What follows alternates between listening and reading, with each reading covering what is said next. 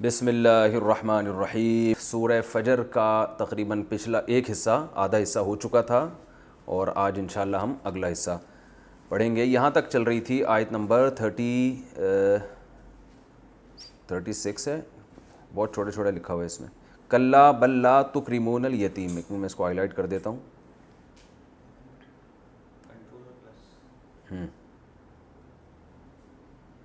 یہ والی آیت چل رہی ہے، کلا بل لا تکرمون الیتیم، ہرگز ایسا نہیں ہے بلکہ تم یتیم کا اکرام نہیں کرتے۔ کلا کا مطلب ہرگز ایسا نہیں ہے۔ کیا مطلب؟ اللہ تعالیٰ نے انسان سے دو شکایتیں کی ہیں، فَأَمَّا الْإِنسَانُ إِذَا مَا ابْتَلَاهُ رَبُّهُ فَأَكْرَمَهُ وَنَعَّمَهُ، کہ انسان کو جب اللہ آزماتے ہیں اور اس کا اکرام کرتے ہیں، اس کو نعمتیں دیتے ہیں، تو وہ کیا کہتا ہے؟ فَيَقُولُ رَبِّي أَكْرَمَنِ، میرے رب نے میرا اکرام کیا۔ یعنی یہ اکرام بطور شکر کے نہیں، یعنی یہ جو الفاظ کہتا ہے نا انسان، یہ بطور شکر کے نہیں بلکہ یہ اتراتے ہوئے، جیسے لوگ کہتے ہیں اللہ کا دیا بہت کچھ ہے اور اس پہ خوش ہی ہو رہے ہوتے ہیں۔ دو چیزیں یعنی ان میں فالٹ ہوتے ہیں، ایک تو یہ کہ اپنے آپ کو اس کا مستحق سمجھتے ہیں، دوسری بات یہ کہ اس کو مقبولیت کی دلیل سمجھتے ہیں کہ ہمیں اللہ نے چونکہ نعمتیں دی ہیں اس کا مطلب ہے کہ ہم اللہ کے محبوب بندے ہیں۔ تو حالانکہ ایسا نہیں ہے۔ اللہ نے فرمایا اذا مبتلاہ، اللہ تو اسے کیا کر رہے ہیں؟ ابتلا کر رہے ہیں، آزما رہے ہیں۔ تو دولت آنے کے بعد اللہ کا شکر بھی ادا کرنا چاہیے اور ساتھ ساتھ یہ احساس بھی رہنا چاہیے کہ یہ ہمارے لیے بہت بڑی آزمائش ہے، لہذا انسان اترائے نہیں۔ تو اللہ فرماتے ہیں اس کا یہ نظریہ ہے کہ دولت ملنا اس کی علامت ہے کہ آپ کا رب آپ سے خوش ہے۔ یہ نظریہ کیا ہے؟ کلا، اس نظریے پہ اللہ نے رد کیا، ہرگز ایسا نہیں ہے۔ اور دوسرا نظریہ کیا ہے انسان کا؟ اذا مبتلاہ فقدر علیہ رزقہ، کہ جب اللہ اسے آزماتے ہیں اور اس کے روزی تنگ کر دیتے ہیں، فیقول ربی اہانن، تو کیا کہتے ہیں؟ میرے رب نے میری توہین کی ہے۔ یعنی وہ غربت کو اور آزمائشوں کو کیا سمجھتا ہے کہ اللہ راضی نہیں ہے لہذا مجھے رسوا کر رہا ہے۔ تو یہ بھی غلط نظریہ ہے، کیونکہ یہ کافروں کا عقیدہ ہے کہ پیسہ آنا کامیابی کی علامت اور پیسہ جانا ناکامی کی علامت۔ تو اعمال پر مدار ہے، اللہ یہ ہمیں بتا رہے ہیں ان آیتوں میں کہ اصل جو کامیابی اور ناکامی پر وہ ہے وہ کس پر ہے؟ اچھے اعمال پر۔ تو اللہ فرماتے ہیں کلا، ہرگز ایسا نہیں ہے، یعنی دولت آنا یہ اس کی علامت نہیں ہے کہ اللہ کی نظر میں آپ مقبول ہیں، اور دولت جانا اس کی علامت نہیں ہے کہ اللہ آپ سے ناراض ہے۔ تو یہ اللہ فرماتے ہیں کلا، یعنی تمہارا یہ نظریہ درست نہیں ہے۔ اور آگے بتاتے ہیں یہ تو نظریے کی خرابی ہے، کانسیپٹ ٹھیک نہیں ہے، آگے اعمال میں بھی تمہارے گڑبڑ ہے۔ وہ اعمال کیا ہے؟ بلکہ اس سے بھی بڑھ کر، یعنی ایک تو نظریہ خراب، بلکہ مزید کیا ہے؟ لا تکرمون الیتیم، اعمال تمہارے اتنے برے ہیں کہ تم یتیم کا اکرام نہیں کرتے۔ بہت برا عمل ہے اس کا اکرام نہ کرنا۔ کیسے برا عمل ہے؟ میں ساتھ ساتھ اس کی تفسیر بھی بیان کرتا جا رہا ہوں کیونکہ اب ترجمہ تو الحمدللہ بہت آسان ہو گیا ہے۔ دیکھیے پہلی بات تو یہ کہ اس آیت میں اللہ نے یہ نہیں فرمایا کہ کلا بل تو ہی کیا ہے توہین الیتیم، کہ تم یتیم کی توہین کرتے ہو، بلکہ اللہ نے فرمایا تم یتیم کا اکرام نہیں کرتے۔ یعنی یہ اس سے بھی اوپر کا درجہ ہے۔ ایک ہوتا ہے کسی کی توہین کرنا، ایک ہوتا ہے نہ توہین کریں نہ اکرام کریں، اور ایک ہوتا ہے اکرام کرنا، عزت دینا، یہ اس سے اوپر کا درجہ ہے۔ تو اللہ یتیم کے بارے میں یہ چاہتے ہیں کہ یتیم کی توہین تو دور کی بات، بلکہ باقاعدہ یتیموں کا اکرام کیا جائے، کیونکہ وہ قابل ترس ہے معاشرے میں۔ اور یتیم اس بچے کو کہتے ہیں نابالغ ہو اور اس کا باپ فوت ہو جائے۔ تو جس نابالغ بچے کے والد کا انتقال ہو جائے گا اس کو شریعت میں کیا کہا جاتا ہے؟ یتیم۔ اس کے بہت زیادہ فضائل ہیں۔ سوال یہ پیدا ہوتا ہے کہ اس کے اتنے فضائل شریعت نے کیوں بیان کیے؟ بھائی باپ کا انتقال ہو گیا تو کیا ہو گیا؟ اچھا عجیب بات ہے، اس سے باپ کے رشتے کی ویلیو کا بھی پتہ چلتا ہے۔ بچپن میں بچے کی ماں فوت ہو جائے تو بظاہر نقصان زیادہ ہے، کیونکہ ماں جس طرح سے پالتی ہے باپ نہیں پالتا۔ بچپن میں بچے کو باپ کی ضرورت ہے یا ماں کی؟ بھئی زیادہ ماں کی ضرورت ہے نا، وہ دودھ پلاتی ہے۔ ابا تو صبح آفس جا رہے ہیں، شام کو آ رہے ہیں، بچے کو اٹھاتے بھی نہیں گود میں، ماؤں کو یہ تکلیف ہوتی ہے نا۔ اور زیادہ ٹائم کون دیتا ہے؟ ماں دیتی ہے، محبت بھی ٹوٹ کے وہ کرتی ہے۔ لیکن ماں مر جائے تو اسلام میں اس بچے کے لیے کوئی نہ الگ سے لفظ ہے اور نہ اس پہ خرچ کرنے کے فضائل اور نہ اس کے اکرام کے فضائل۔ یہ بہت اہم ٹیکنیکل پوائنٹ ہے۔ باپ مر جائے تو اسلام میں جو ہے نا اس کے بڑے فضائل ہیں، اس بچے کو جس نے سر پہ ہاتھ رکھا اتنی نیکیاں، اور اس کی کفالت اور اس کا مال کھانا اتنا حرام. تو اس سے پتہ چلتا ہے کہ بھائی باپ مرنے سے کچھ اس قسم کے نقصانات ہو رہے ہیں کہ ماں مر جاتی تو اس نوعیت کے نقصانات نہیں تھے. دیکھیں بچے کو ضرورت ماں کی ہے، لیکن ماں مر جائے باپ اس کی تلافی کر لے گا کسی اور طریقے سے. کوئی دائی لے کر آ جائے گا، کوئی اور عورت تنخواہ پہ رکھ لے گا جو بچے کو پال لے گی. ظاہر ہے وہ ماں جیسی محبت نہیں دے گی، لیکن بچے کو ماں جیسی محبت کی ضرورت تھوڑے دن کی ہے.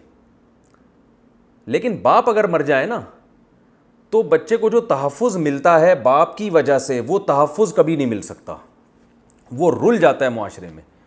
اور ماں بیچاری کو پتہ بھی نہیں ہوتا کہ میرے بچے کے ساتھ معاشرہ کر کیا رہا ہے، اس کے حقوق کو ضائع کیسے کر رہا ہے. اس کی تربیت نہیں ہوگی، باہر وہ لڑکوں میں بیٹھے. میں نے تو آپ اس کا سب سے بڑا مشاہدہ یہ ہے کہ جن بچوں کے باپ جو ہے نا اکثر باہر ملکوں میں جاب کر رہے ہوتے ہیں، سب کی بات نہیں کر رہا، یہاں بھی تفسیر میں ایسے لوگ ہوں گے جن کے بہت سارے باہر جاب کر رہے ہوں گے، بچے پل رہے ہوں گے، ان کے علاوہ کی بات کر رہا ہوں. تو جن بچوں کے باپ باہر جاب کر رہے ہوتے ہیں اکثر وہ بچے بگڑ جاتے ہیں، ان کی تربیت نہیں ہو پاتی. یہ تو میں نے اپنی زندگی میں اپنی آنکھوں سے دیکھا ہے، بچے بگڑ جاتے ہیں. ماں نہیں کنٹرول کر سکتی، اسے باہر کی چالاکیوں کا پتہ نہیں ہوتا، وہ خود بیچاری بیوقوف بن جاتی ہے. ماں کی محبت میں تو شبہ نہیں کیا جا سکتا، لیکن ماں کا سایہ جو تحفظ بچے کو چاہیے نا جس قسم کا، وہ جیسا باپ دیتا ہے ویسا ماں دے نہیں سکتی. اس کے پاس اللہ نے اس کو یہ اختیارات اور قوت دی نہیں ہے. تو ایک کوالٹی تو باپ کی یہ ہے کہ وہ جس طرح سے شیلٹر بنتا ہے بچے کے لیے اس طرح سے ماں وہ شیلٹر بن نہیں سکتی. دوسری کوالٹی باپ کی یہ ہے کہ فقہاء نے لکھا ہے لِأَنَّ بِالرِّجَالِ مِنَ الْغَيْرَةِ مَا لَيْسَ بِالنِّسَاءِ. اولاد کے معاملے میں ماں میں بھی محبت باپ میں بھی، لیکن جو غیرت ہے نا وہ باپ میں زیادہ ہوتی ہے ماں کی نسبت. اب غیرت ایسی چیز نہیں ہے جو کسی لیبارٹری میں ٹیسٹ کروائی جا سکے. اب جیسے فقہاء نے بیان کیا ہے کہ میاں بیوی میں جب علیحدگی ہو جائے تو 7 سال تک بچہ ماں کے پاس رہے گا اور 9 سال تک بیٹی ماں کے پاس رہے گی، لیکن 9 سال کے بعد بیٹی کو باپ کے حوالے کیا جائے گا. اگر باپ نہیں لینا چاہتا پھر بھی اس کو بیٹی دی جائے گی لازمی، ماں کی کسٹڈی میں نہیں چھوڑا جائے گا بیٹی کو. وہاں فقہا بیان کرتے ہیں لِأَنَّ بِالرِّجَالِ مِنَ الْغَيْرَةِ مَا لَيْسَ بِالنِّسَاءِ، اس لیے کہ اللہ نے باپ کو جو اولاد کے معاملے میں غیرت دی ہے وہ ماں کو نہیں دی ہے. اس کو بھی دی ہے، اتنی نہیں دی ہے. اب بیٹی جب جوان ہو رہی ہے نا تو اس کو ایک ایسے غیرت مند سہارے کی ضرورت ہے جو اس غیرت کے معاملے میں بہت سخت ہو. تو باپ اپنی بیٹی کے معاملے میں، اپنے بیٹے کے بچوں کے ساتھ کیا کچھ ہو جاتا ہے باہر، غلط حرکتیں بھی ہو جاتی ہیں، باپ ان سب چیزوں پہ نظر رکھتا ہے. ماؤں کو تو پتہ ہی نہیں ہوتا یہ چیزیں. باپ کو جیسی پتہ چلتا ہے کسی نے بچے کے ساتھ کوئی ایسی حرکت کی کوشش، آج کل تو یہ بھی بہت فحاشی بہت پھیل رہی ہے، باپ تو آنکھیں نکال دے گا جا کے، ماں بیچاری کیا کرے گی، ماں کو تو پتہ ہی نہیں چلتا. اور بیٹی کے ساتھ جو کچھ ہو سکتا ہے یونیورسٹیوں میں، کالجز میں، تو جو لڑکا اس کے ساتھ غلط کرنے کی کوشش کرے گا وہ لڑکی کے باپ سے ڈرے گا، ماں سے نہیں ڈرتا وہ. تو اللہ نے اس معاملے میں جو مردوں کو فضیلت دی ہے وہ عورتوں کو نہیں دی ہے. باپ اور بھائی اس طرح کے جو رشتے ہوتے ہیں نا یہ قتل تک کر دیتے ہیں، یہ بہت زیادہ اس معاملے میں غیرت میں آتے ہیں، تلواریں نکل جاتی ہیں اس معاملے میں. تو یہ جو ایسے، جیسے میں اس کی ایک مثال دیتا ہوں بیانات میں، جیسے پھول ہوتا ہے نا اس کے گرد کانٹے ہوتے ہیں، تو ان پھول تک پہنچنے کے لیے ان کانٹوں سے گزرنا پڑتا ہے. تو عورت کے گرد نا اللہ نے مردوں کے پہرے لگائے ہوئے ہیں. مردوں کا پہرا نہیں ہوگا تو عورتوں کو بیوقوف بنانا لوگ بنا رہے ہیں. ہمارے پاس کیسز آتے ہیں لڑکیوں کو بیوقوف بنایا جاتا ہے، ماں کو پتہ ہی نہیں ہوتا بیچاریوں کو ہو کیا رہا ہے دنیا میں. تو اس لیے اصولی طور پر اسلام نے اس بات کو مانا ہے کہ اگر بچے کا باپ فوت ہو جائے تو اس کا کوئی پرسان حال نہیں ہوتا، اس کی وراثت بھی کھائی جاتی ہے. چچا ماموں کھا جاتے ہیں بھائی آج کل. پھر میں بار بار کہوں وہ چچا ماموں جو میرا بیان سن رہے ہیں وہ اس میں بالکل بھی داخل نہیں ہے، لیکن عمومی طور پر وہ کھا جاتے ہیں. بڑا بھائی بیوقوف بنا دیتا ہے چھوٹے بھائیوں کو، یہ بھی ہوتا ہے. بعض دفعہ یہ ہوتا ہے بڑا بھائی ہے نا، باپ کا انتقال ہو گیا تو اس کے اب چھوٹے بھائی سارے اس کی کسٹڈی میں آ گئے، تو وہ اس میں وہ والا مادہ نہیں ہوتا. عام طور پر بہت کم ہوتے ہیں بڑے بھائی جو واقعی باپ بن کے دکھائیں، لیکن جہاں وہ ویسے تو چھوٹے بھائی کو اولاد کی طرح پالیں گے، لیکن وراثت کے معاملے میں کیا کرتے ہیں وہ کہ اکثر دیکھا ہے ہم نے کہ بڑا بھائی سارے کاروبار پہ قبضہ کر لے گا, چھوٹے بھائیوں کو بھی بیوقوف بنا دے گا. اس میں تو بڑے جھگڑے ہوتے ہیں اور بہت مسائل کھڑے ہوتے ہیں. چھوٹے بھائیوں کو بیچاروں کو پتہ ہی نہیں ہوتا ہمارے ابا کی وراثت گئی کہاں, وہ ان کو اعتماد میں نہیں لیتا. تو اس لیے اللہ نے بڑا حق بیان کیا کہ بھائی یتیم کا پوچھنے والا کوئی بھی نہیں ہے. جو قدرت نے جس کو سرپرست بنایا ہے نا اس معاملے میں وہ باپ کو بنایا ہے. تو اس لیے اسلام میں یتیم کے بہت فضائل ہیں, کیونکہ جو باپ بچپن میں مر جائے تو اس بچے کا کوئی پوچھنے والا نہیں ہے. میں نے اپنی زندگی میں دیکھا ایک صاحب اپنے بچوں کو, 2 چھوٹے چھوٹے پیارے بچے تھے, لے کر آئے کرتے تھے, ان کو نماز پڑھاتے, اپنا بہت اچھی تربیت ہو رہی تھی. ہارٹ اٹیک سے وہ صاحب مر گئے. 2 سے 3 مہینے گزرے ہوں گے, میں نے ان کے بچوں کا جو حشر دیکھا نا, مجھے خون کے آنسو رونے کا دل چاہ رہا تھا. عجیب پاگل وہ بچے بدماش بنے ہوئے تھے محلے کے, اور بنٹے کھیل رہے ہیں, اور ماں کا کنٹرول ہی ختم ہو گیا. وجہ کیا ہے کہ پھر چاچا اور یہ لوگ آ گئے اور بچوں کو اپنے ساتھ لے کے جا رہے ہیں گھمانے پھرانے, اور وہ پھر خراب کر دی انہوں نے بچوں کو. تو اس لیے اللہ تعالیٰ نے بہت ترغیب دی ہے اس کی کہ بھائی یتیم ہو جائے تو اس کا کیا کرنا ہے, عزت دینی ہے اس کو. عرب میں بہت ہے, ہمارے استاذ کہتے ہیں سعودی عرب میں نا, ٹھیک ہے عربوں میں کچھ خامیاں بھی ہیں لیکن بعض خوبیاں بھی بہت زبردست ہیں ان میں, کہ وہاں کوئی یتیم ہو جائے نا تو چونکہ وہ قرآن سمجھ کے پڑھتے ہیں نا, ان کو پتہ ہے کہ اللہ کے کیا حکام ہیں, تو یہ تو یتیم کے حکام تو بار بار آتے ہیں قرآن میں. تو ہمارے استاذ فرما رہے تھے اتنا خرچ کرتے ہیں نا یتیموں پہ کہ بگاڑ دیتے ہیں, یعنی اتنے پیسے دیتے ہیں ان کو, شو روم سے نئی نئی گاڑیاں خرید کے دے رہے ہوتے ہیں. تو وہ ٹھیک ہے, ایسا نہیں کرنا چاہیے, لیکن ان کا جذبہ بہرحال اچھا ہوتا ہے کہ بھائی اس پہ تو خرچ کرنے کا بڑا ثواب ہے. نبی صلی اللہ علیہ وسلم نے ام سلمہ رضی اللہ تعالیٰ عنہ سے نکاح کر کے ان کی یتیم بچوں کو پالا تھا. خود آپ کے دیکھیں آپ کے کتنے غریب تھے, لیکن بیوہ سے نکاح کر کے یتیم بچوں کو پال رہے ہیں. تو اس لیے اسلام میں بہت اہمیت ہے اس کی. تو اللہ فرماتے ہیں بل لا تکرمون الیتیم, تم یتیم کا اکرام نہیں کرتے, حالانکہ اکرام کرنا چاہیے. یہ عملی خرابی ہے تمہارے اندر. ولا تحاضون, تحاضون اصل میں تھا تحاضزون, تزاربون, تزاربون باب تفاعل تزارب, ٹھیک ہے نا. تو تحاضزون, حظ کہتے ہیں کسی کو کسی چیز پر ابھارنا. تو ولا تحاضون, تم ایک دوسرے کو ابھارتے نہیں ہو, ایک دوسرے کو ترغیب نہیں دیتے, علی طعام المسکین, مسکین کے کھانا کھلانے پر. تو یعنی تمہارے اندر یہ بھی برائی ہے کہ تمہیں معاشرے کے جو کمزور لوگ ہیں ان کی بنیادی ضرورت پوری کرنے کا بھی خیال نہیں ہے. آیت کا یہ مطلب ہے, کھانا کھلانا اصل مقصد نہیں ہے. میں نے بار بار یہ بات میں بیان کرتا ہوں کہ قرآن جزیات کے ضمن میں کیا بیان کرتا ہے, اصول. یعنی ایک ایگزامپل دے گا لیکن وہ ایک مثال ہوگی, اس مثال کے اندر ایک قاعدہ چھپا ہوا ہوگا. اصل میں قرآن یہ بیان کرنا بتا رہا ہے یہاں پہ کہ تم معاشرے کے ضرورت مند لوگوں کی بنیادی ضرورتوں کا خیال نہیں رکھتے, اور خیال رکھنے کا بہترین طریقہ یہ ہے کہ ایک دوسرے کو خیال رکھنے کی ترغیب دی جائے. یہی ہے نا. تو اس لیے قرآن نے کیا بیان کیا, اصل کیا بیان کرنا چاہ رہے ہیں اس کو نوٹ کریں. اس آیت کا جو ترجمہ ہوگا نا, جو مفہوم ہوگا اصل, وہ کیا ہے, تم معاشرے کے جو ضرورت مند لوگ ہیں ان کی بنیادی ضرورتوں کا بالکل بھی خیال نہیں رکھتے, بس اپنے پیسے اور کھانے پینے میں مگن ہو.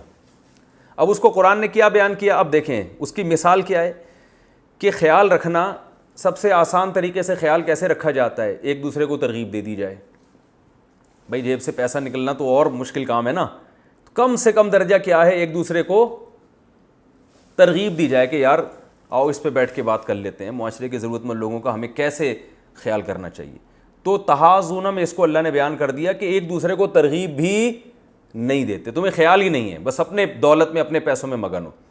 اور بنیادی ضرورتوں میں سب سے بڑی ضرورت کیا ہے, کھانا, کیونکہ ہر چیز کا متبادل ہے, ہر چیز کا آلٹرنیٹ ہے, کھانے کا کوئی متبادل نہیں ہے, اور اس کے بغیر تو گزارا ناممکن ہے. تو کھانے کا ذکر بتانے سے کھانا مقصد نہیں ہے, کھانا کیونکہ انسان کی بیسک ضرورت ہے, تو جس کی بھی جس وقت جو بیسک ضرورت ہو اس کو پورا کرنا اس آیت کے تحت داخل ہے. کسی کی بیسک ضرورت اگر پانی ہے تو پانی کا انتظام کرنا, جیسے حدیث میں آتا ہے نا, ایک شخص نے پیاسے کتے کو پانی پلایا, اللہ نے اس کی مغفرت کر دی.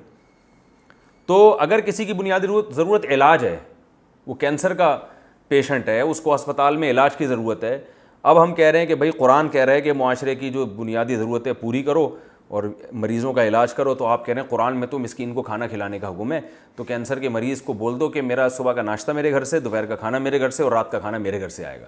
وہ کہیں بھائی اس کے بعد کھانے کے پیسے ہیں، علاج کے نہیں ہیں۔ آپ کہیں جی قرآن نے چونکہ کھانے کی ترغیب دی ہے لہذا میں علاج کے پیسے نہیں دے سکتا، تو یہ قرآن کو نہ سمجھنے کی دلیل ہے۔ تو یہ اصول ہمیشہ یاد رکھیے، گاڑی اردو استعمال کر رہا ہوں، جزیات کے ضمن میں، ضمن کا مطلب ہوتا ہے ایک مثال دی جا رہی ہے اور اس میں ایک اصول اور قاعدہ، ایک لا چھپا ہوا ہے، تو اور وہ لا کیسے چھپا ہوا ہے یہ بھی میں نے بتا دیا کہ مسکین ایک معاشرے کا ضرورت مند ہوتا ہے اور طعام یعنی کھانا اس کی بنیادی ضرورت ہے، اور ایک دوسرے کو ترغیب دینا یہ اس کے خیال رکھنے کا سب سے آسان ترین طریقہ ہے۔ تو آیت کا مطلب کیا ہوا؟ معاشرے کے جو ضرورت مند لوگ ہیں ان کی بنیادی ضرورتوں کو پورا کرنے کا بالکل بھی خیال نہیں رکھتے، تو اپنی لائف میں کیا ہیں؟ مگن ہے۔ بس وہ وائپر جو آتا ہے نا، وہ اس پہ گاڑی پہ جو شیشہ صاف کرتا ہے اس کو 5 روپے پکڑایا اور پتلی گلی سے نکل لیے۔ وَتَأْكُلُونَ التُّرَاثَ أَكْلًا لَمًّا، کیسی پیاری آیتیں، دیکھو یہ اس معاشرے میں نازل ہو رہی ہیں اور اس یتیم پر نازل ہو رہی ہیں جو نہ لکھنا جانتے تھے اور نہ پڑھنا۔ ایسی اخلاقی تعلیمات دنیا میں کسی کے باپ کے پاس بھی نہیں ہے، معذرت کے ساتھ تفسیر میں ایسے الفاظ استعمال نہیں کرنے چاہیے لیکن حقیقت ہے کسی مذہب کے پاس ہیں یہ تعلیمات، کہیں بھی نہیں ہے، اور معاشرہ ان تعلیمات کو فالو کرنا شروع کر دے تو کتنا پیارا معاشرہ وجود میں آ جائے۔ تو اللہ نے فرمایا کہ نہ صرف یہ کہ تم خیال نہیں کرتے بلکہ الٹا یہ کرتے ہو، یعنی اللہ تو کہہ رہے ہیں اپنے مال میں سے خرچ کرو نا جو اللہ نے تمہیں دیا ہے، دوسروں کا خیال کرو، بلکہ الٹا کیا کرتے ہو، جو تمہارا حق نہیں بھی بنتا وہ بھی دوسروں سے چھین رہے ہوتے ہو۔ اور کیسے چھینتے ہو؟ وَتَأْكُلُونَ التُّرَاثَ، تَأْكُلُونَ تَنْصُرُونَ کی طرح کھاتے ہو تراث، تراث میراث کو بولتے ہیں، وراثت کھاتے ہو، اکلن کھانا، لما کا معنی دبا کے، ٹھیک ہے نا، وراثت کھاتے ہو دبا کے کھا جاتے ہو، پوری پوری طارق روڈ کی دکانیں ہڑپ کر جاتے ہو۔ آپ کہہ سکتے ہیں میں نے تو تھوڑی سی کھائی ہے، ہو سکتا ہے بھائی کوئی صاحب سن رہے ہو بیان کہہ رہے ہیں میں نے تو بہن کے صرف 1 لاکھ روپے کھائے تھے باقی تو سارے ادا کر دیے تھے، جبکہ اللہ کیا فرماتے ہیں تم کھاتے ہو دبا کے۔ تو اصل بات یہ ہے کہ دیکھیں جو حرام کھاتا ہے نا وہ تھوڑا اور زیادہ نہیں دیکھتا، جس نے تھوڑا کھایا ہے نا اس کو موقع تھوڑے کا ملا ہے، زیادہ کا ملتا تو وہ کیا کرتا؟ زیادہ کھا لیتا۔ اس لیے اللہ نے وہ بات ذکر کی ہے جو معاشرے میں رائج ہے، کھائی تھوڑی، اس کو کہتے ہیں قید اتفاقی۔ اتفاقی شرط کا مطلب یہ ہوتا ہے یہ شرط بطور شرط کے نہیں ہے، یعنی یہ احتراز کے لیے نہیں ہے کہ تم تھوڑا کھاتے ہو یا تم زیادہ کھاتے ہو یعنی تھوڑا نہیں کھاتے، یہ مطلب بتانے کا مقصد یہ ہے کہ معاشرے میں ہو یہ رہا ہے کہ زیادہ ہی کھائی جاتی ہے۔ اگر کوئی تھوڑا کھا رہا ہے نا وہ اس لیے کھا رہا ہے کہ اس کو زیادہ کھانے کا موقع ملا نہیں ہے۔ اللہ تعالیٰ فرماتے ہیں وَتَأْكُلُونَ التُّرَاثَ، اور تم وراثت کھاتے ہو، اکلا لما، ایسا کھانا، عقل کہتے ہیں کھانے کو، لما طبیعت سے کھاتے خوب، اور وجہ کیا ہے؟ وَتُحِبُّونَ الْمَالَ، تحب احبا اصل میں تھا احبابا، اکرما کی طرح، ادھر توجہ، اکرما، اور تحببو یحببو یکرمو کی طرح، تو احبابا کو احبا پڑھتے ہیں اور یحببو کو یحبو، اور تحببو کو تحبو، اور تحببونا تکرمونا کی طرح اس کو تحبونا، اور تم محبت کرتے ہو مال سے، حبن ایسی محبت جمع بھی بہت زیادہ، مال سے بھی تمہیں تھوڑی محبت نہیں ہے، دنیا کو مسافر خانہ نہیں سمجھتے، بہت زیادہ محبت ہے، تو یہ بہت زیادہ مال سے محبت کرنا بھی شریعت میں اچھا کام نہیں ہے، چونکہ اس لیے زیادہ محبت کی اجازت نہیں ہے کہ یہ دنیا مسافر خانہ ہے، اور اسی کا اگلی آیتوں میں ذکر ہے، کیونکہ ہم مال سے بہت زیادہ محبت کرتے ہیں، اس لیے کہ ہمیں بہت، میں نے بیان میں بتایا تھا نا کہ ہم کسی کا مکان دیکھ رہے ہوتے ہیں، اس کو دیکھ دیکھ کے رش کرتے ہیں، مکان میں رہنے والے کو نہیں دیکھتے کہ یار اس کی ہڈیاں دیکھو، یہ کیا اس بیچارے کی زندگی ہے اور کتنے دن میں زندہ رہے گا، ایک پل کا بھروسہ نہیں ہے۔ تو انسان اپنے آپ کو نہیں دیکھ رہا ہوتا کہ میری زندگی کتنی ہے، جس گھر میں رہتا اس کو اس کی جو ہے نا مضبوطی کو، اور اس میں اتنا بنیادوں میں سریا ڈلا ہے اور اتنی موٹی دیواریں، ان کو دیکھ دیکھ کے کیا ہو رہا ہوتا ہے؟ خوش۔ تو اللہ فرماتے ہیں تم مال سے محبت، اور یہ مال سے محبت ہی انسان کو ان برائیوں پہ اکساتی ہے کہ یتیم کا مال کھانا، اس کا اکرام نہ کرنا، وراثت ہڑپ کر دینا۔ جب انسان قناعت پسند ہوتا ہے بھائی جتنا اللہ دے دے بس اس پہ گزارا کرنا ہے، اور کم ہو گیا تو بھی گزارا کریں گے، زیادہ دے دیا تو بھی اللہ کی نعمت ہے، تو پھر یہ حالت نہیں ہوتی۔ آگے اللہ فرماتے ہیں کلا ہرگز ایسا نہیں ہے، یعنی تم جو مال سے محبت کرتے ہو، گویا تم بزبان حال یہ بتا رہے ہو کہ دنیا ہمیشہ رہے گی اور یہ سب اسی طرح چلتا رہے گا نظام، تو اللہ فرماتے ہیں کلا ہرگز ایسا نہیں ہے۔ اذا دکت الارض دکن دکا، جب کوٹ دیا جائے گا، دکا اصل میں تھا دوکی کا، زوریبا کی طرح، دکا کا یا دکوکو، اس کا معنی ہوتا ہے کسی چیز کا کوٹنا، تو دکا کا ضربہ کی طرح، تو اس کو پڑھتے کیا ہیں دکا، اور دکا اصل میں تھا دوکی کا۔ تو اذا دکت الارض، جب کوٹ دیا جائے گا زمین کو، توڑ پھوڑ دیا جائے گا زمین کو، دکن دکا، دکن بھی تاکید کے لیے، پھر دوبارہ دک، دک میں نے کوٹنا، یعنی بہت زیادہ کوٹ دیا جائے گا زمین کو۔ وجاء ربک، اور آئے گا تیرا رب، والملک، اور فرشتے، صفاً صفا، صف بنا کر، صفاً صفا مکمل، یعنی فرشتے بھی صفوں میں کھڑے ہوں گے۔ اچھا یہ بھی ایک علمی نکتے کی بات ہے کہ اس فرشتوں کے بارے میں بھی قرآن میں آتا ہے کہ جب اللہ کی حمد و ثنا کرتے ہیں صفیں بنا کے، نبی صلی اللہ علیہ وسلم جب نماز کے لیے آتے ہیں تو بعض دفعہ آپ فرماتے صحابہ سے الا تصفون کما تصف الملائکہ، تم ایسے صفیں نہیں بناتے جیسے فرشتے بناتے ہیں۔ تو فرشتے کیسے بناتے ہیں؟ بالکل مل مل کے کھڑے ہوتے ہیں، تو تم بھی ایسے مل مل کے کھڑے ہو جاؤ۔ تو اس سے پتہ چلتا ہے اسلام کے مزاج میں ڈسپلن ہے۔ آج تو دنیا میں سب سے زیادہ پھوڑ ہوگا نا، جس کی بیٹھے تو شلوار کا ناڑا لٹک رہا ہے، چلنے کی تمیز نہیں، کوئی ڈسپلن ہی نہیں ہے، اس کو سمجھتے ہیں لوگ ماشاءاللہ بہت پہنچے ہوئے بزرگ ہیں، بہت نیک آدمی ہے، اس کو تو کچھ ہوش ہی نہیں ہے دنیا میں۔ وہ ٹھیک ہے، میں کسی کا ناڑا خدا نخواستہ لٹک رہا ہوں تو میں یہ نہیں کہہ رہا کہ وہ برا آدمی ہے، ایک مثال، میری مثالیں اسی ٹائپ کی ہوتی ہیں معذرت کے ساتھ۔ تو یہ کیونکہ ہمارے ہاں ایسا ہو گیا ہے دینداروں کے، تو یہ سادگی ہے۔ بعض دفعہ انسان دنیا سے بے رغبتی کی وجہ سے بھی ہوتا ہے، اس کو کسی چیز کا ہوش ہی نہیں ہوتا، تو وہ اس لیے نہیں کہ ڈسپلن کی کمی ہے اس میں، وہ تو چلے ٹھیک ہے اچھی بات ہے، لیکن نارملی ہمارے ہاں بد نظمی کو کیا سمجھا جاتا ہے؟ کمال۔ آپ کسی کو چندہ دے کے رسید مانگ لیں، اس کو غصہ آ جائے گا، کیا مجھ پہ اعتماد نہیں ہے؟ کیا مجھ سے رسید مانگ رہے؟ بھائی ایک نظم ہے نا، کوئی آپ کی این جی او ہے، کچھ ہے تو آپ کیوں رسید نہیں ہے؟ تو اور اگر نہیں ہے تو پہلے بتاؤ بھائی کہ رسیدوں کا سسٹم ہی نہیں ہے کیونکہ این جی او نہیں ہے۔ ایک مثال دے رہا ہوں میں، تو معاملات میں بالکل صفائی نہیں ہے، ڈسپلن نہیں ہے۔ تو صفوں میں نبی صلی اللہ علیہ وسلم کس قدر اہتمام کیا کرتے تھے کہ یعنی جب صفیں تیار ہو جاتی نا تو آپ صلی اللہ علیہ وسلم چلتے تھے صفوں میں، دیکھتے تھے کہ کسی کا سینہ یا پیٹ آگے تو نہیں نکلا ہوا۔ تو مشہور واقعہ، ایک صحابی کو آپ صلی اللہ علیہ وسلم نے ایسے نوک لگائی تو انہوں نے کہا میں بدلہ لوں گا، ٹھیک ہے نا، آپ نے مجھے نوک لگائی ہے اس کی تلوار کی، تو انہوں نے کہا کہ میں تو بدلہ لوں گا، آپ نے فرمایا ٹھیک ہے۔ تو آپ صلی اللہ علیہ وسلم نے اپنے پیٹ کھولا تو انہوں نے بوسہ لے لیا آپ صلی اللہ علیہ وسلم کے پیٹ کا۔ تو وہ بھی یہی واقعہ ہوا تھا، صف کو پیچھے کرنے کے لیے آپ نے ایسا کیا تھا۔ تو آپ صلی اللہ علیہ وسلم بہت زیادہ، حالانکہ تھوڑی دیر کی نماز ہے، لیکن بھائی جب لائن سیدھی ہونی چاہیے، لائن کیا ہونی چاہیے؟ سیدھی۔ ٹیڑھی میڑھی لائن اسلام میں قبول نہیں ہے، لائن ہے تو سیدھی ہو، ٹیڑھی میڑھی نہیں، اور فاصلہ نہ ہو، تمیز سے کھڑے ہو سارے کے سارے۔ تو اسلام میں ڈسپلن کی بہت زیادہ اہمیت ہے، تبھی نمازوں کے بھی اوقات ہیں، ایسے نہیں کہ فجر آپ ظہر میں پڑھ لیں، ظہر کسی بھی وقت پڑھ لیں، ایسا نہیں ہے، نمازوں کی ٹائمنگ ہے، تو ہر چیز کا۔ تو اللہ فرماتے ہیں قیامت کے جب بھی حساب ہوگا نا تو بھی فرشتے لائن سے کھڑے ہوں گے، ٹھیک ہے نا۔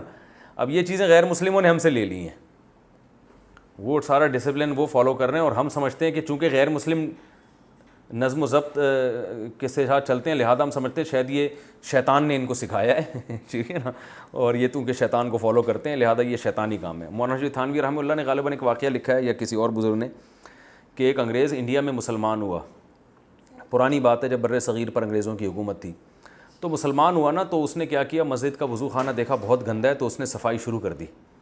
تو ایک نمازی نے کہا یار مسلمان تو ہو گیا مگر انگریزوں والے کام نہیں چھوڑے اس نے، ٹھیک ہے، مسلمان تو ہو گیا مگر کام وہی انگریزوں والے اس کے۔ تو یہی ہمارا حال ہے۔ وَجَاءَ رَبُّكَ وَالْمَلَكُ صَفًّا صَفًّا، اور تیرا رب اور فرشتے آئیں گے صف بستہ ہو کے۔ وَجِيءَ يَوْمَئِذٍ بِجَهَنَّمَ، جاء کا جاء اصل میں تھا جایا ضربہ کی طرح، اور جیآ اصل میں تھا جویآ زوریبا کی طرح، اس کا معنی ہے لایا جانا، جایا آنا، جویآ لایا جانا، جیسے ضربہ مارا، زوریبا مارا گیا۔ تو وجیع اور لایا، اچھا جوہیع کو پڑھتے کیا ہیں؟ جیع. جوہیع کو کیا پڑھتے ہیں؟ جیع. وجیع یومئذ، اور جس دن ایسا ہوگا لایا جائے گا بجہنم، جہنم کو لایا جائے گا. یومئذ، جس دن ایسا ہوگا یتذکر الانسان، انسان کو نصیحت حاصل ہو جائے گی. تذکر تفعل باب ہے، تکلف والا، اس کا معنی نصیحت کا حاصل ہونا. انسان کو نصیحت حاصل ہو جائے گی. وَأَنَّا لَهُ الذِّكْرَىٰ، اور کہاں ہے آج اس کے لیے نصیحت؟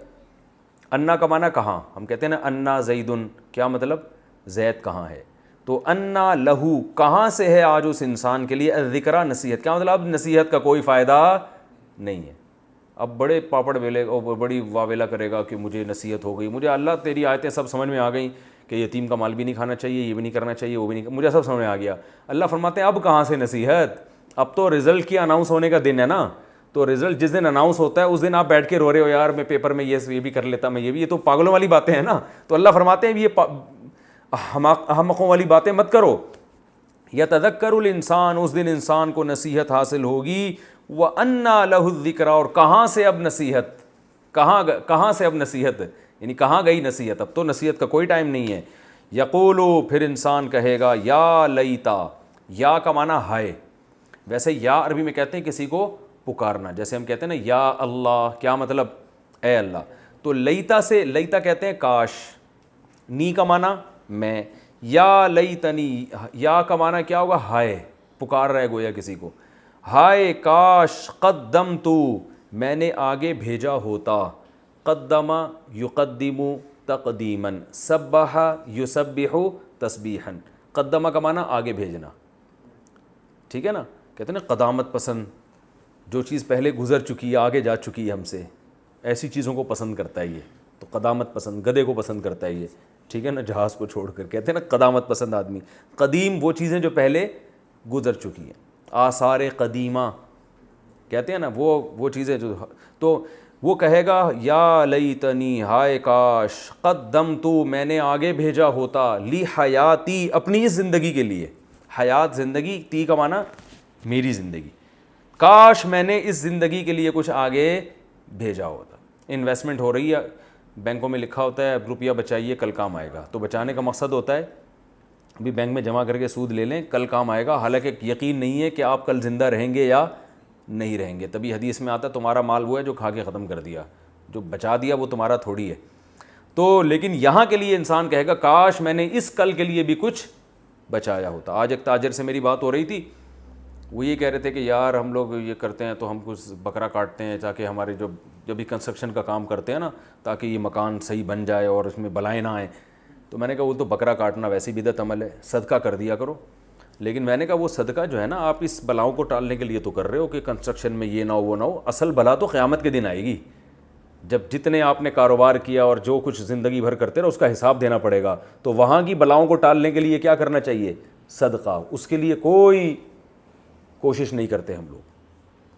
تو اللہ فرماتے ہیں قدمت لحیاتی، وہ کہے گا کاش میں نے اس زندگی کے لیے بھی کچھ آگے بھیجا ہوتا.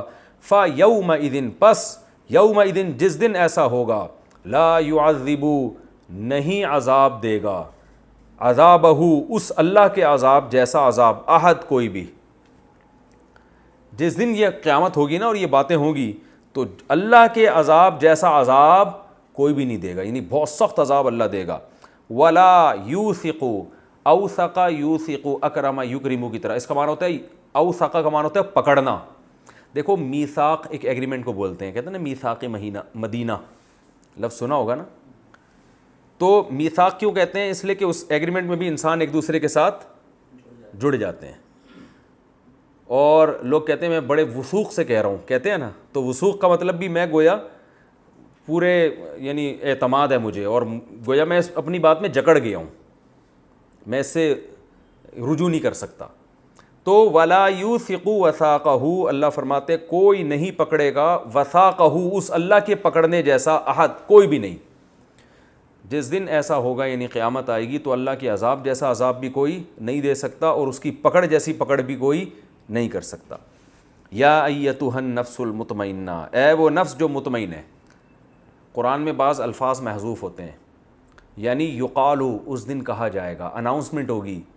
کیا اناؤنسمنٹ ہوگی؟ اے وہ نفس، نفس سے مراد انسان ہے. یا ایوہا، آپ نے سنا ہوگا نا ایوہا، یہاں ایتو، ایو کی مؤنث آتی ہے ایتو. نفس کا لفظ عربی میں مؤنث ہے، مراد تو اس سے انسان ہے جس میں مرد بھی ہیں عورتیں بھی ہیں، لیکن نفس کا لفظ کیا ہے عربی میں؟ مؤنث. اس لیے ایو کی بجائے کیا استعمال ہوا؟ ایتو. یا ایتوہ النفس، اے وہ نفس المطمئنہ جو مطمئن ہے. مطمئن کا لفظ اردو میں استعمال ہوتا ہے، بھائی میں پورا اطمینان ہے مجھے. تو مطمئن کس بات سے؟ یعنی اللہ کی توحید پر بھی مطمئن، پیغمبر کی رسالت، ختم نبوت، نیک اعمال، ان تمام چیزوں پہ جو مطمئن تھا. تو ایسے نفس کو خطاب ہوگا، کیا خطاب ہوگا؟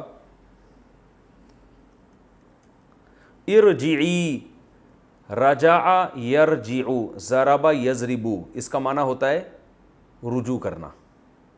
تو یضرب کا امر کیا آتا ہے؟ اضرب. تو یرجع کا امر کیا آئے گا؟ ارجع. اور ارجع کی مؤنث ارجعی، کیونکہ نفس مؤنث ہے نا، اس لیے ارجع کے بجائے کیا آ رہا ہے؟ ارجعی. ایسے نفس سے کہا جائے گا ارجعی، لوٹ جا، الی ربکی، اپنے رب کی طرف. ربکا کے بجائے ربی کی، کیونکہ مؤنث ہے. راضیتن، اس حال میں کہ تو بھی کیا ہے؟ راضی. مرضیہ، اس حال میں کہ تجھ سے بھی رب کیا ہے؟ راضی. مرضیہ اصل میں تھا مرضوین، مقتول کی طرح. مقتول جس کو قتل کیا جائے، مضروب جس کو مارا جائے. مقتول کی مؤنث کیا آتی ہے؟ مقتولہ. مضروب کی مؤنث کیا آتی ہے؟ مضروبہ. تو مرضوین جس سے راضی ہوا جائے، یعنی جس سے اللہ راضی ہو گیا. مرضویتن اس کی مؤنث. تو مرضویتن کو پڑھتے کیا ہیں؟ مرضیتن. یہ مرضویتن ہی ہے مقتولتن کی طرح جو بن کیا گیا مرضیتن. یا ایتھا النفس المطمئنہ، اے وہ نفس جو مطمئن تھا، یعنی اللہ کی عبادت پر، نیک اعمال پر، پورے کانفیڈنس کے ساتھ، اعتماد کے ساتھ اللہ کی عبادت میں، اللہ کے حکام کو پورا کرنے میں لگا رہا. اس کے بارے میں کیا کہا جائے گا؟ ارجع الی ربک، چل اپنے رب کی طرف. راضیتن، تو بھی خوش، مرضیتن، اور تیرا رب بھی تجھ سے خوش ہے. تو کتنا زبردست بات ہوگی جب اللہ سے اس حال میں ملاقات ہوگی کہ آپ بھی اللہ سے خوش. کیوں آپ اللہ سے خوش؟ کہ اللہ نے آپ کو، آپ کی جو اعمال تھے نا، اس کا ایسا انعام دیا ہوگا کہ آپ بھی کہو گے اللہ میں تجھ سے کیا ہوں.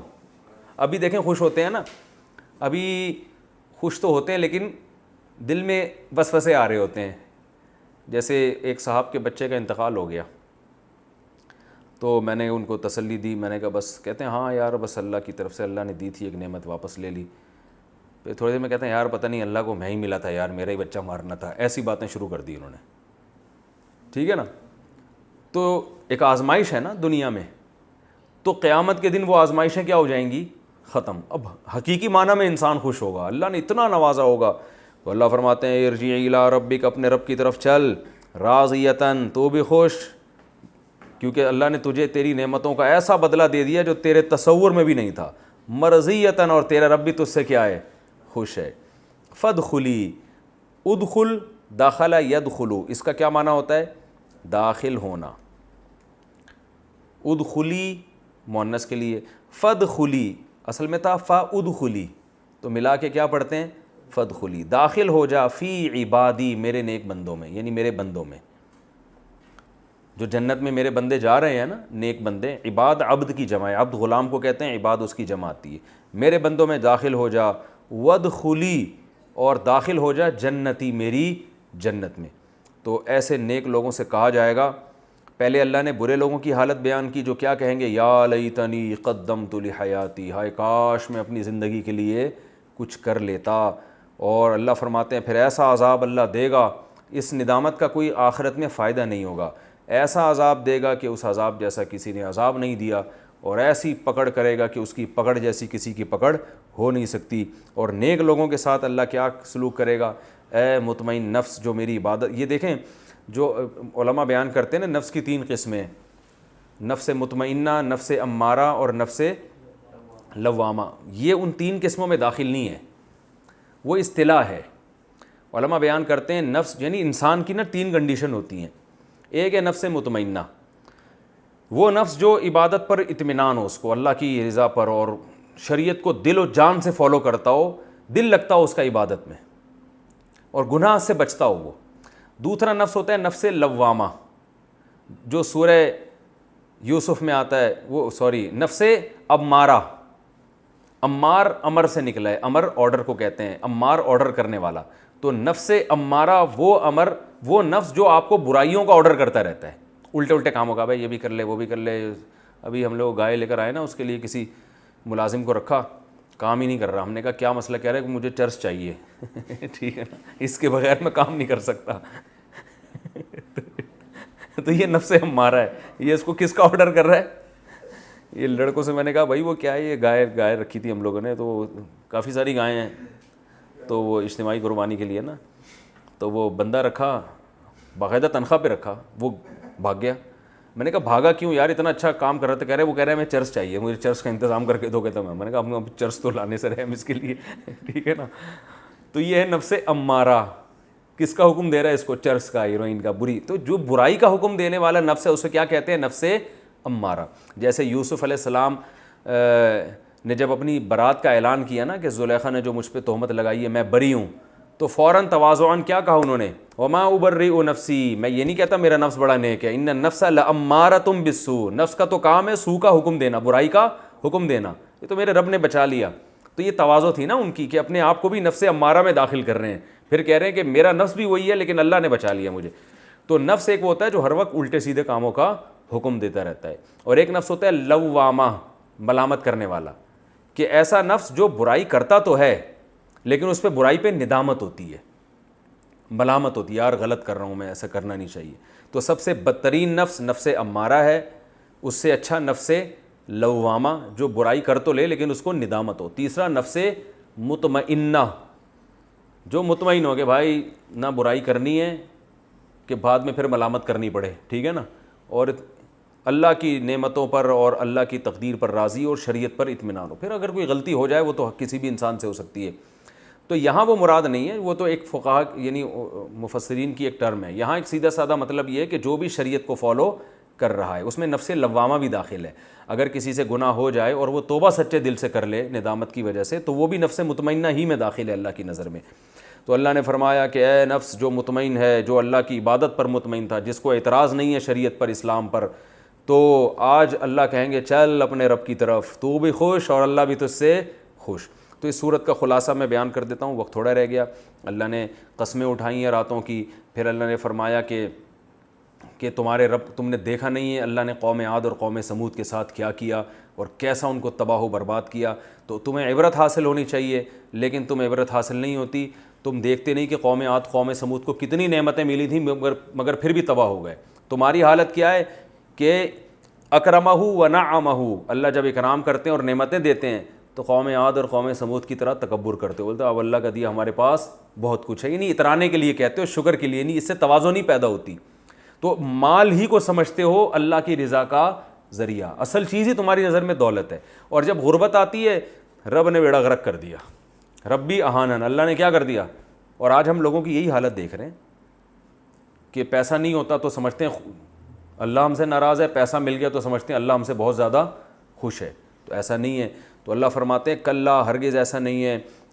تمہارے اندر یہ نظریاتی خرابی بھی ہے, اور عملی خرابی کیا ہے؟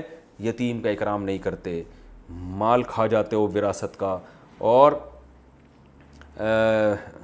تحبون المال حبا جما, مال سے بے پناہ محبت. تو یہ تمام اخلاقی برائیاں ہمیں اپنے اندر سے ختم. اصل میں تو مال کی محبت ہے نا, یہ ان تمام برائیوں کی جڑ ہے. علماء کہتے ہیں کہ حب الدنیا رأس کل خطیئہ, دنیا کی محبت ہر برائی کی جڑ ہے. دنیا کو دل سے نکال دو گے تو یہ برائیاں خود بخود کیا ہو جائیں گی؟ ختم. جب دولت سے محبت اتنی جتنا رہنا ہے اس کے ساتھ, تو اور وہ یہ نکلے گی کیسے؟ بار بار اذا دکت الارض دکن دکا, یہ سوچو یہ زمین تباہ ہو جائے گی بھائی. یہ ورلڈ ٹریڈ سینٹر گرا نا, تو ایک تو ورلڈ ٹریڈ سینٹر گرا جس پہ دنیا اتنی حیران ہو گئی یہ کیا ہو رہا ہے, تو پوری زمین ہی ایک دفعہ تباہ ہو جائے گی, یہ ساری بلڈنگیں مٹی بن جانا ہے, اور اس سے پہلے ہم مٹی بن جائیں گے. تو یہ سوچنا چاہیے انسان کو, مسافر خانہ ہے, اس سے مال کی محبت کم ہوگی. جب کم ہوگی تو خرچ کرنا سیکھے گا, پھر کھلائے گا لوگ معاشرے کو, غریب لوگوں کو, مسکینوں کو, رشتہ داروں پہ خرچ کرے گا. اللہ تعالیٰ عمل کی توفیق عطا فرمائے.